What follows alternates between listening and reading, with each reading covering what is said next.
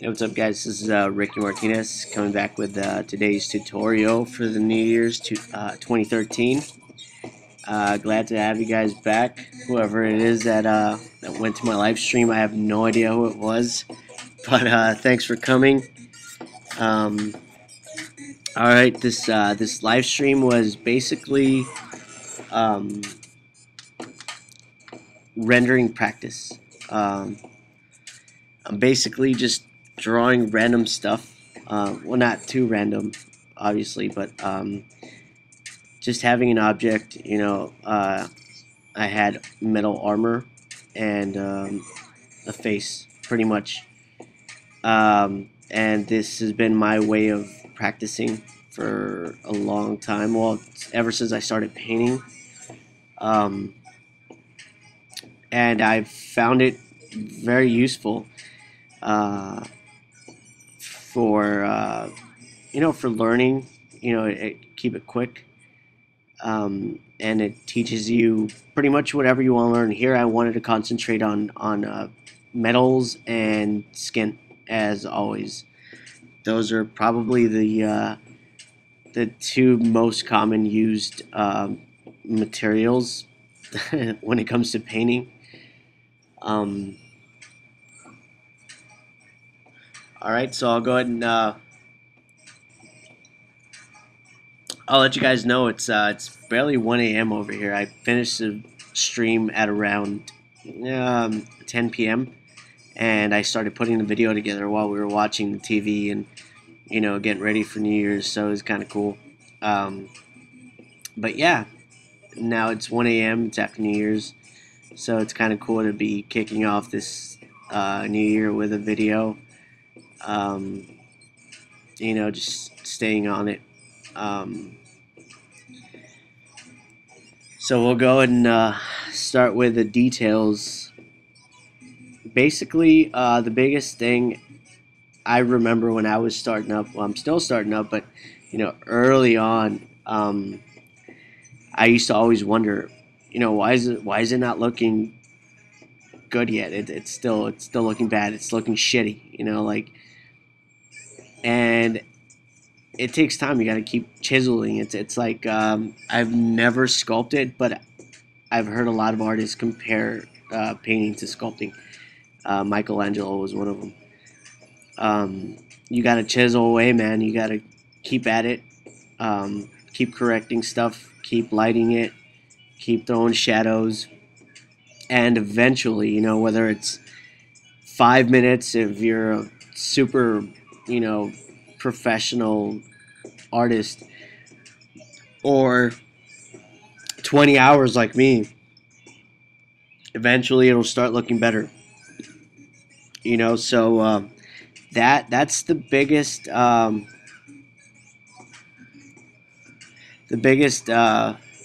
key element here in this like first 6 minutes is the image, the face, the the armor is just not working. Um, it's not looking good. It's looking flat. Everything just looks horrible. But I know in the back of my mind that if I keep working on it, it'll eventually start looking better and better and better. Um, so just keep that in mind if you're just starting up and you keep getting frustrated and you feel like your image ain't going anywhere. Just keep at it. That's the biggest secret. Just keep going and flop your image. If you're using pencils or painting, use a mirror and constantly keep checking your proportions, and it'll start looking good. You just got to keep at it. Don't quit. All right, here I'm. Basically, this is a very simple front lighting scenario. Um, as you can see, the lights coming straight on the nose, on the bridge of the nose, the cheeks. Very basic lighting. I'm not going too crazy on the lighting here. And by the way, this is the most raw, I guess, digital art channel. I'm willing to bet because I'm drinking a beer right now, so that's it's pretty cool. Thanks for whoever stopped by and saw my videos. That's really cool. I'm happy, you guys are watching them. Hopefully, you're learning something from them. Like I said, I'm still, growing up in the art industry. Not not a full, fledged hardcore professional yet, but I'm learning and I'm having fun learning and I'm having fun sharing the things I've learned along my way. Um, and thank God for videos like this that I learned. Uh, so yeah, here I'm adding light. I usually start with a darker tone, not the darkest. Usually about a middle to dark tone, and I start adding light slowly. I usually, if you can zoom in, my opacity will be very low and the flow will be low, depending on how much light I want. Right now, I'm not sure. I can't see the opacity, but I know my flow is pretty low. Um, so just come in with a soft brush and add your lighting. Um, Here I'm working on the lips and the teeth. That is always a complicated area to work on because you don't want the teeth to look too white. The teeth are never going to be fully white. They're always going to be a little gray, a little yellow, uh, never white. Um, Always remember to keep white for high contrast areas that'll make things pop like like uh, speculars on the eyes, on the mostly on the nose, on the tip of the nose and the tip of the lips, um, things like that. The pupil. But other than that, don't use white for true white, 100% white for just about anything. Don't use it. Just use it as a specular and use it sparingly. Don't go around just throwing white everywhere. And same as black. Don't go full black. Never go full retard. Never go full black on anything. Full black or full white. You want to keep a balance in between as much as you can. So when you use black, it really throws things into shadow, and when you use whites, it really pops things up. Here I'm working on on the eyes, um, making sure I'm keeping that the shadows and the values dark on that little bridge under the eyes that actually go over and under the eye. Um, Working on the eyebrows a little bit more. Um, Trying to get them to look right. And here I'm still doubting myself. I'm still like, oh my god, this isn't looking good. It's it's not working. I might have to just redo the face, which I didn't want to do because this was just rendering practice. And but I just kept at it. I know if I just kept going, it'll start working. And thankfully it did later. It's not done yet, but it's looking a lot better. Um, Here I'm working on the skull shape again, experimenting with the hair. This is the hair that Chris hates. I love this hair. It's pretty much my hair, um, and I want my main character to have it just because it's cool to me. We'll figure out what hair we're going with, but um, yeah, I like the hair. And I took that scarring on top of the head from Dan Luvisi, straight out of Dan Luvisi's. I was working on a Dante piece, and he did that. So I'm pretty much using that as a learning tool to, well, I'm just applying that what I've learned from that image um, onto this one. Like I said, this isn't anything specific. It's uh, it's just practice. So I'm throwing what I've learned so far from studying, Dan Lovisi's work, um, uh, Brad Rigney's work, um, all the great artists out there. But let me take a swig.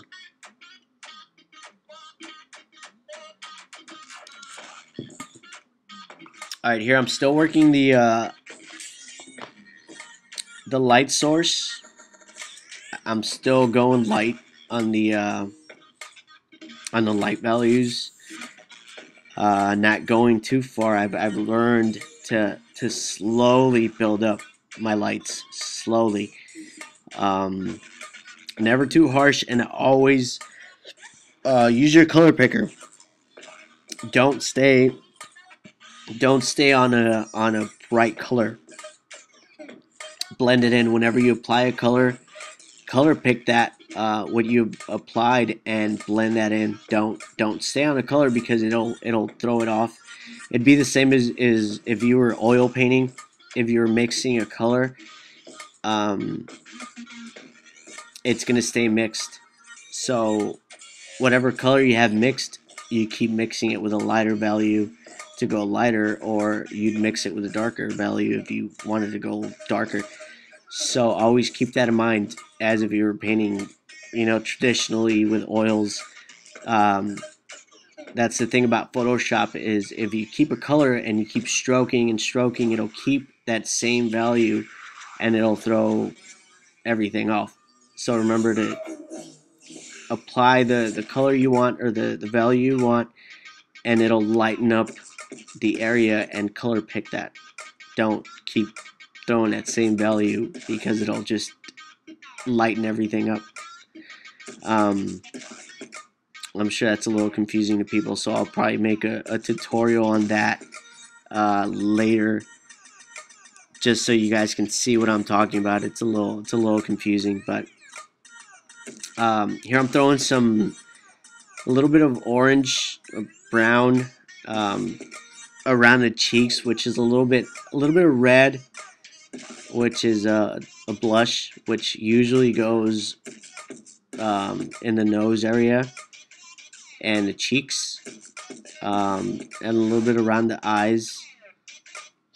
So just trying to blend those in, trying to get the right saturation and the right color, and multitasking as always. For this piece, I didn't have line art.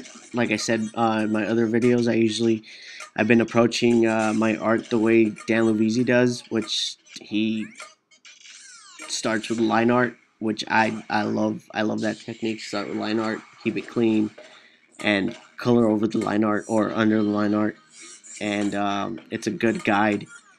But I've learned that working this way, straight to paint, is pretty hectic. It's a hit or miss technique. Um, but I think you learn a lot more working this way than the other way. Um, m- Mainly because you're kind of guessing. You're guessing around. It's not set. So it's not so much that it's not a better way to work production wise. If I was doing an illustration, I definitely want to have good lines before I jump into it because I'm pretty sure a client wouldn't want to wait forever to get a piece.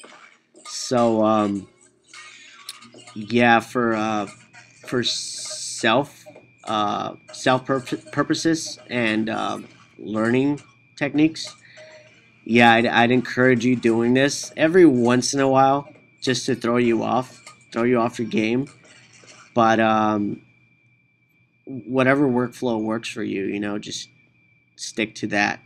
Um, for me, it's been working with line art and coloring it, and that's worked for me so far. But whatever works for you. If you, actually I see a lot, mostly all of my friends on Facebook, and all the artist friends I have, they mostly just go straight to painting.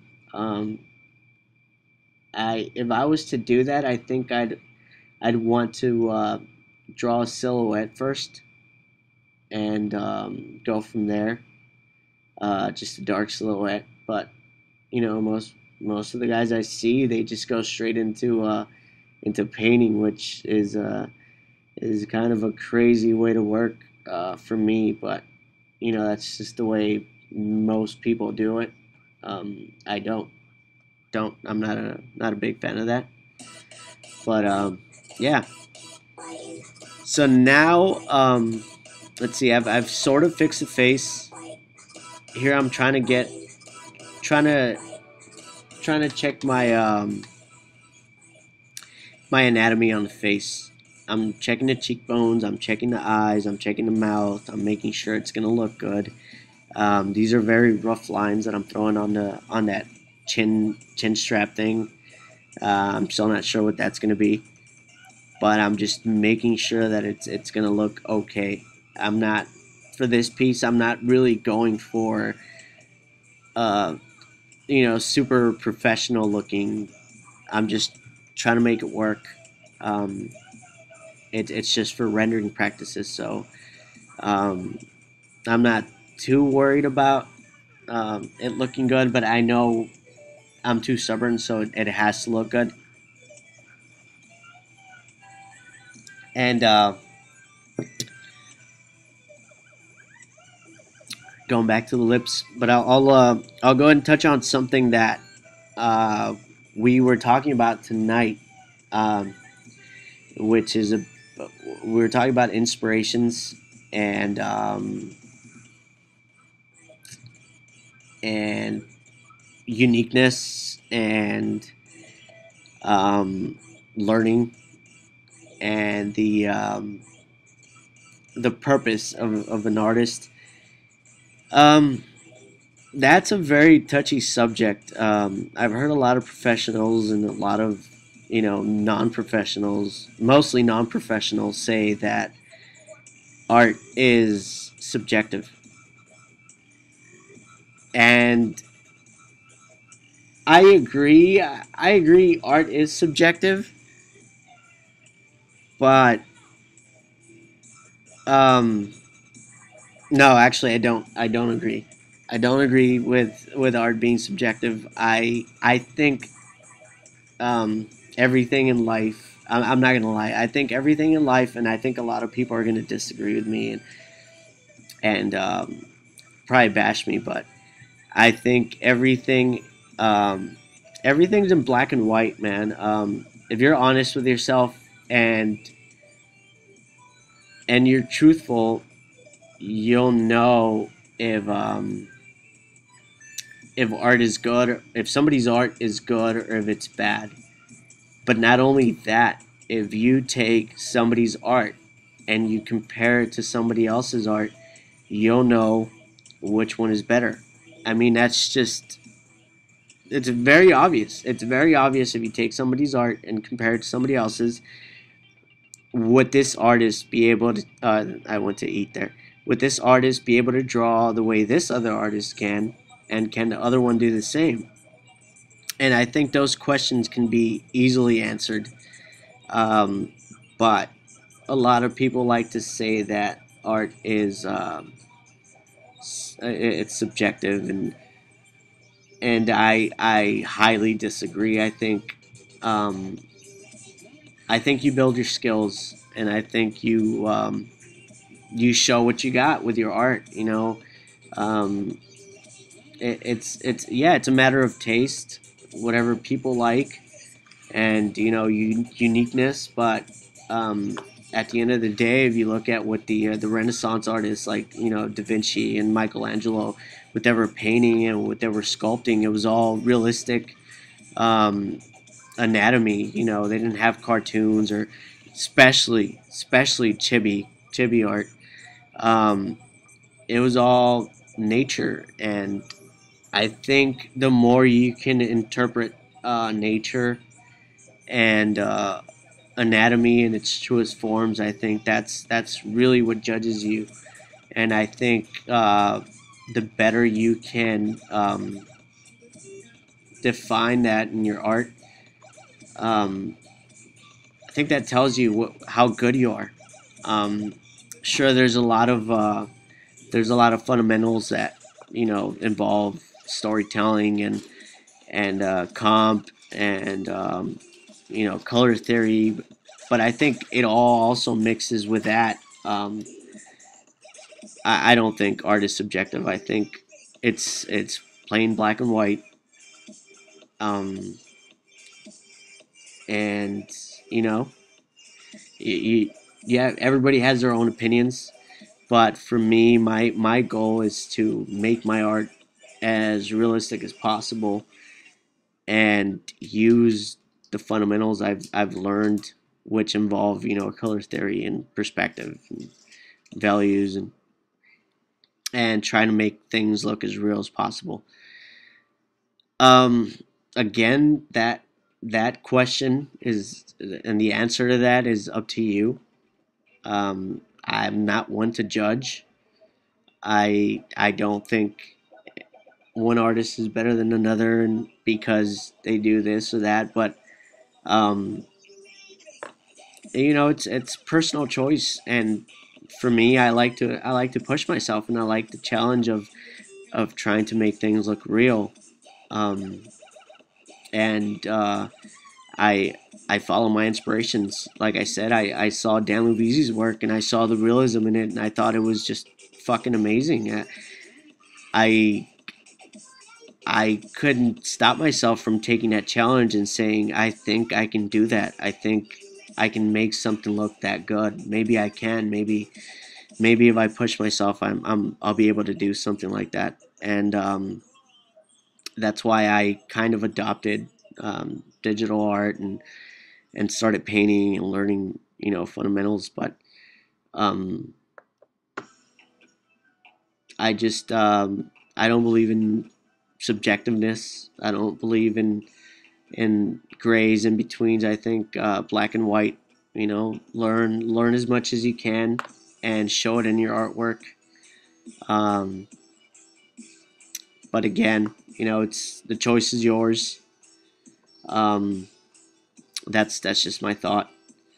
But here we go. I worked on the right eye a little bit more. Um, threw in a little bit of specular light underneath the eyeball, um, and the eyelid.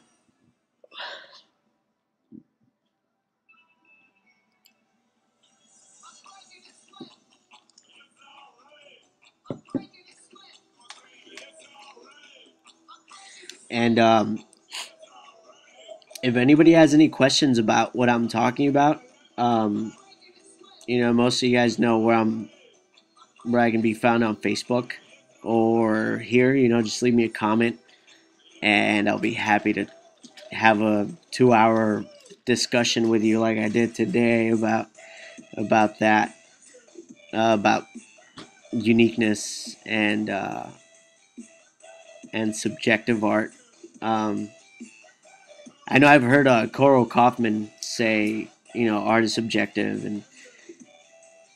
and yeah, I respect that. I guess, but at the same time, I just can't see, a 5-year-old saying I'm an artist because I drew a tree, or I think to call yourself an artist, I think there's a lot of hard work and a lot of dedication. Like right now, I'm going on like 4 hours of sleep, and it's a new year, and my wife's just sitting there waiting on me right now. But I'm still doing this, and I don't think a lot of people, I don't think a lot of people are that dedicated, um, yet they have the ability and the balls to say they're artists, and I don't believe in that.